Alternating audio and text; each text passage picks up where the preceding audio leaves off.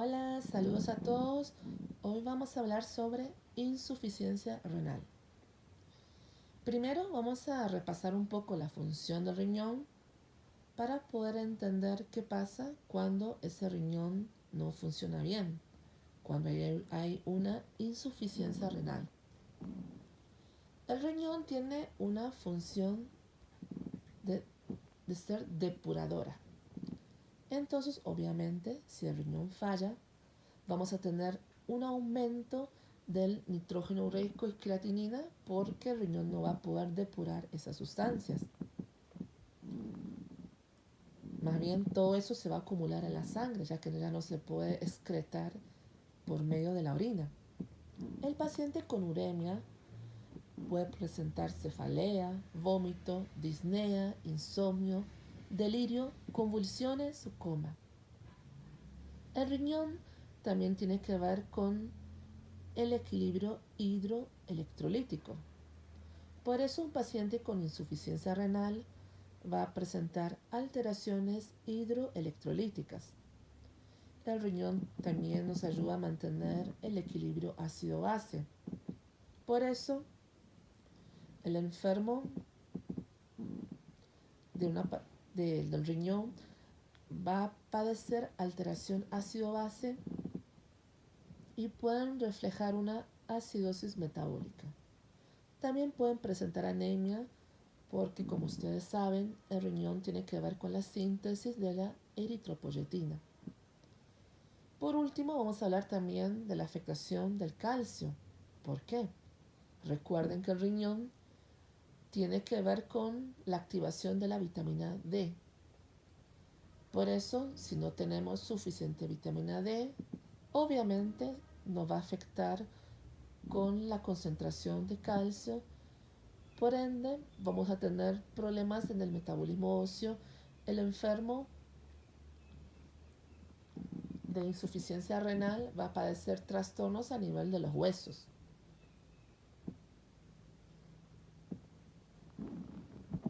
Cuando estamos atendiendo a un paciente con insuficiencia renal, es súper importante recordar ajustar las dosis del medicamento. Y no solo eso, es muy importante saber cuáles son los medicamentos nefrotóxicos para así evitarlos. Vamos a hablar un poco de la clasificación. Se puede dividirlo en insuficiencia renal aguda o insuficiencia renal crónica. También se puede clasificarlo en insuficiencia prerrenal, renal o postrenal.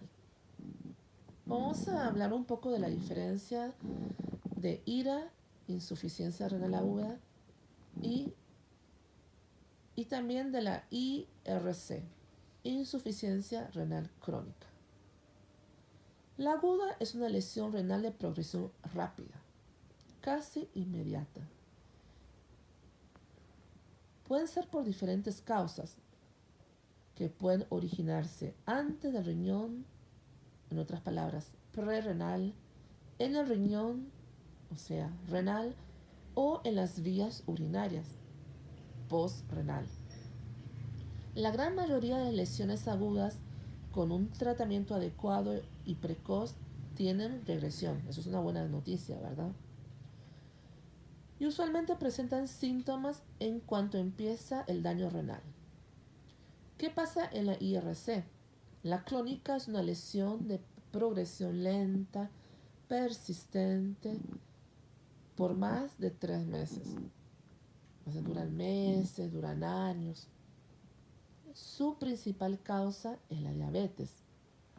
La insuficiencia renal crónica tiende a la progresión de la enfermedad dependiendo del estadio donde se encuentre, puede frenarse dicha progresión. Pero, desgraciadamente, los síntomas se presentan en estadios avanzados. En otras palabras, muchas veces el paciente puede ser que pase muchos años asintomáticos, como que el cuerpo compensa las alteraciones y el paciente no sienta nada. Bien, acá hay una fotito para que logren entender bien qué es una insuficiencia prerrenal, renal y posrenal. En otras palabras, todo el problema, si todas las alteraciones ocurren antes de que el flujo sanguíneo llegue al riñón, eso se llama prerrenal. Si en cambio esa insuficiencia es más bien debido a una alteración en el parénquima renal, eso se conoce como insuficiencia renal. En cambio, si la alteración pasa ya después de que la sangre ya se filtró por el riñón, en otras palabras, el problema es en las vías urinarias, por ejemplo, en el uréter, eso es insuficiencia renal postrenal. En cuanto a la etiología, la prerrenal es por descenso de la perfusión renal. La renal, conocido también como intrínseco o parenquimatoso, es por una alteración en las estructuras renales. La posrenal, también conocida como obstructivo, es porque el flujo urinario está interrumpido. ¿Cuáles son las posibles causas? La prerrenal puede ser porque hay una disminución del volumen extracelular efectivo, puede ser por una vasodilatación periférica. La renal puede ser porque hay un problema de glomerulopatías, por infecciones, intoxicaciones, por una alteración inmunológica. La posrenal puede ser por una obstrucción por cáncer, litiasis. Vamos a empezar hablando de la insuficiencia renal aguda. Vamos a citar solo los casos más como importantes y llamativos. Por ejemplo, en la prerrenal es muy importante acordarnos que el uso constante o el abuso de los AINES, ¿qué va a pasar? Nos puede causar una insuficiencia prerrenal. ¿Por qué? Porque los AINES inhiben las prostaglandinas y sabemos que la prostaglandina tiene un efecto vasodilatador. Entonces, obviamente va a afectar con el flujo que llega al riñón, por ende, puede presentarse una insuficiencia prerrenal. La renal van a ser por sustancias que nos dañen el riñón. Por ejemplo, los antibióticos, los aminoglucósidos como la gentamicina pueden causarnos una insuficiencia renal. O un paciente que esté cursando rabdomiólisis, entonces toda esa lisis de la célula muscular va a liberar gran cantidad de mioglobina. Esa mioglobina se va a filtrar cuando llega al riñón, se va a precipitar en los túbulos, pueden formar cilindros. Imagínense, esos túbulos renales con un montón de mioglobina que se precipita, van a como que taquear ese túbulo. Hasta en casos más severos pueden causar una necrosis tubular aguda. La posrenal puede ser por cálculos que estén obstruyendo el flujo urinario. Ahora, pasa algo muy interesante con la sepsis. Cuando tenemos una sepsis, más bien ya acá pasa algo como mixto. Tiene un componente renal porque hay un cuadro de hipotensión por la sepsis y también hay un componente ya renal. ¿Por qué? Porque las citoquinas que se liberan durante la sepsis van a dañar, causar una inflamación en el riñón. Por eso decimos que la sepsis es prerrenal y renal. Otro dato interesante es que la prerrenal, como el problema pasa todo antes del riñón y el riñón no tiene ningún problema, vamos a notar que hay un aumento del nitrógeno ureico. Pero la creatinina está normal porque en realidad el problema no es a nivel del riñón. Y recuerden algo muy importante, es muy importante tratarlo tempranamente, porque si no le damos tratamiento, esto se vuelve un problema mayor, porque más bien nos va a llevar a un cuadro de necrosis tubular aguda.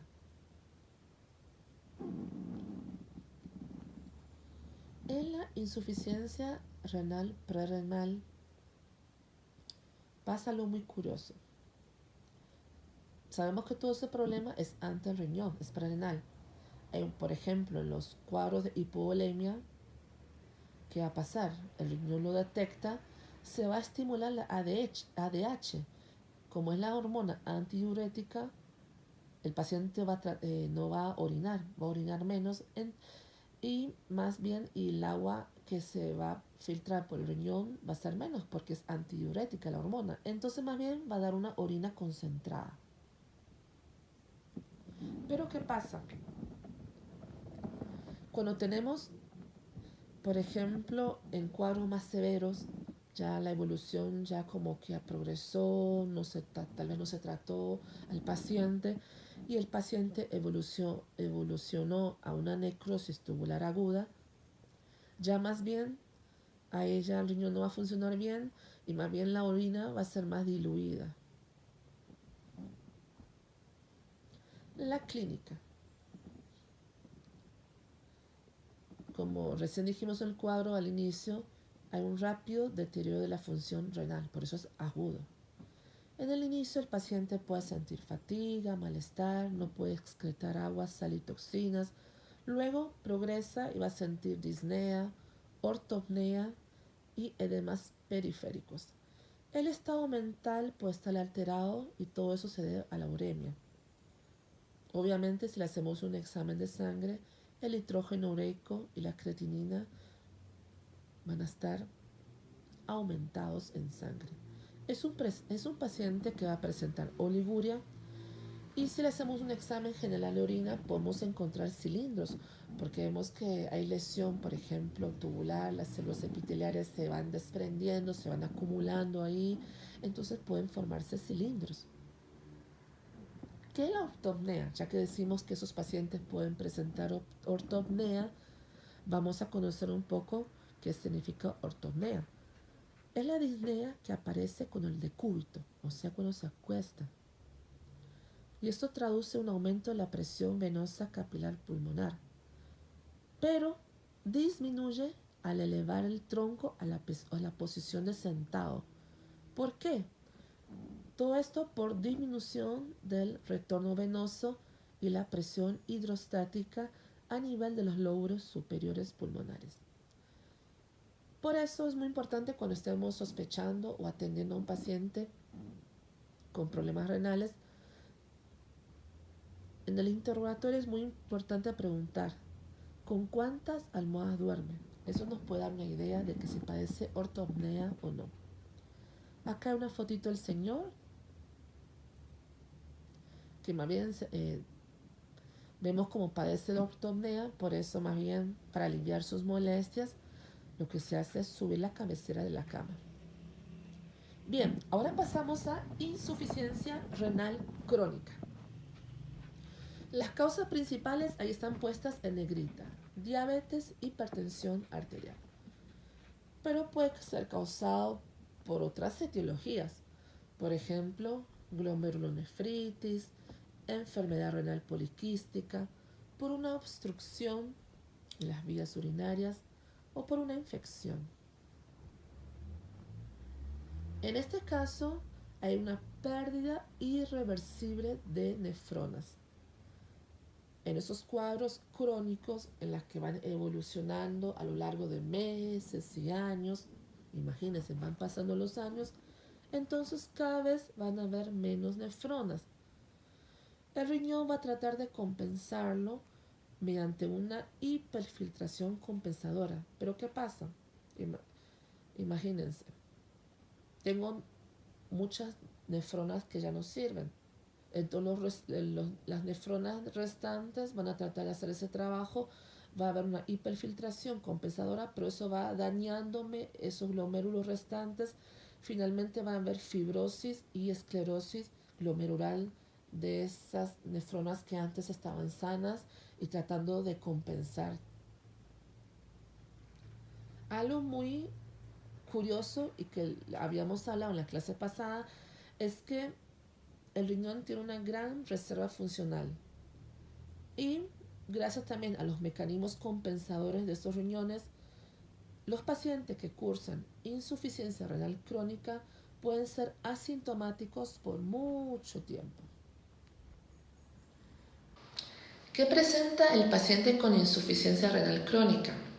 Va a presentar uremia, anemia y como tiene problemas para excretar sodio y agua, el paciente puede presentar hipertensión arterial, insuficiencia cardíaca congestiva, edema, ascitis. También pueden tener problemas para conservar el sodio y el agua, entonces van a ser susceptibles a pérdidas súbitas. Por ejemplo, si es un paciente enfermo del riñón y de repente cursa vómitos y diarrea, en ellos va a ser mucho más difícil la compensación porque tienen problemas para conservar sodio y agua. Y ahí les puse la fotito de 500 mililitros o 500 cc porque como dijimos recién que tienen problemas para excretar sodio y agua, se va a ir acumulando, entonces obviamente son pacientes que no les podemos dar un montón de líquidos por día. Usualmente se restringen a 500 cc por día porque lo que tenemos que reponer son las pérdidas insensibles, por ejemplo, a través del sudor. En la IRC también vemos que el paciente puede cursar con hipercalemia, acidosis metabólica y metabolismo óseo. Todo eso se explica por las funciones que dijimos al principio que tiene el riñón. Entonces, obviamente, si no funciona bien, se refleja en todo lo citado anteriormente. El paciente con insuficiencia renal crónica puede presentar también anormalidades vasculares. Por ejemplo, pueden cursar ICC y edema pulmonar.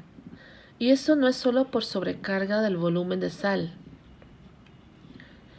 sino que también es debido al aumento de la permeabilidad de membrana alveolo capilar. Y también pueden cursar con hipertensión arterial. Eso es por la sobrecarga de sodio y de agua. Pero también es porque pueden presentar una hiperreninemia. Entonces, al aumentar la renina, obviamente también aumenta la presión arterial. ¿Y por qué se da la pericarditis? Eso se da porque las toxinas urémicas causan inflamación a ese nivel. En cuanto a las anormalidades hemáticas, es un paciente que va a presentar anemia, ya saben por qué. Las infecciones, ¿por qué? Porque se afecta la función de los leucocitos. Y también vamos a tener trastornos a nivel de la coagulación. Entonces vemos que la insuficiencia renal crónica se afectan a las tres series, la serie roja, la blanca, y también afectan a las plaquetas y todo el sistema de coagulación. En cuanto a las anormalidades neuromusculares, cuando se afecta el sistema nervioso central, el paciente va a presentar trastorno del sueño, deterioro de la concentración, pérdida de memoria, errores en el juicio. Puede presentar irritabilidad muscular que se refleja en calambres, fasciculaciones o contracturas. También puede presentar asterixis, convulsiones y coma. La neuropatía periférica es a predominio sensitivo. ¿Y a qué nos referimos con predominio sensitivo? Va a tener una sensación como de una molestia que no logra localizar bien en qué zona. Dice, como que alguien tiene una molestia a nivel de la pierna, pero no sé como en qué punto exacto. Y además eso va a estar como moviendo las piernas, por eso se lo conoce como síndrome de piernas inquietas. En cuanto a las anormalidades gastrointestinales que puede presentar un paciente con IRC, podemos ver en ellos úlcera péptica, gastroenteritis urémica, en la que vemos que van a haber ulceraciones y pérdida hemática, y son pacientes que tienen halitosis. Halitosis significa un aliento desagradable y feo, y en este caso son pacientes que el aliento huele más bien a orina, ¿verdad? Eso se conoce como aliento urémico. En cuanto a las anormalidades endocrinas, como en las mujeres pueden presentar una disminución de los estrógenos, las pacientes van a cursar con amenorrea, problemas para llevar un embarazo a término. Y en cambio en los pacientes del sexo masculino, la disminución de testosterona les va a causar disfunción eréctil, oligospermia. También se va a ver afectado la insulina. ¿Por qué? Porque el metabolismo de la insulina en parte se da también en el riñón. Entonces, si tenemos un problema a nivel del riñón, se va a afectar el metabolismo de la insulina. Entonces, obviamente, la vida media de la insulina va a aumentar. Entonces, vamos a ver cómo pasa algo muy curioso. Más bien en los pacientes diabéticos, vamos a ver que hay un efecto estabilizador, como si mejorara su cuadro de diabetes. Por último, vamos a hablar de las alteraciones dermatológicas. El paciente lo podemos notar pálido. ¿Por qué? Para la anemia. O puede cursar con cambios a nivel de la piel por los metabolitos pigmentarios. Podemos verlo como en la piel de color gris. ¿Por qué? Pues son pacientes que muchas veces necesitan transfusiones. Entonces hay acumulación de hierro, ¿verdad? Entonces hay hemocromatosis por transfusiones. En los pacientes podemos notar también equimosis, hematomas. ¿Por qué? Recuerden que hay trastornos a nivel de la coagulación. El paciente puede quejarse de prurito, escoriaciones, porque por problema de calcio que va, entonces todo por hiperparatiroidismo secundario.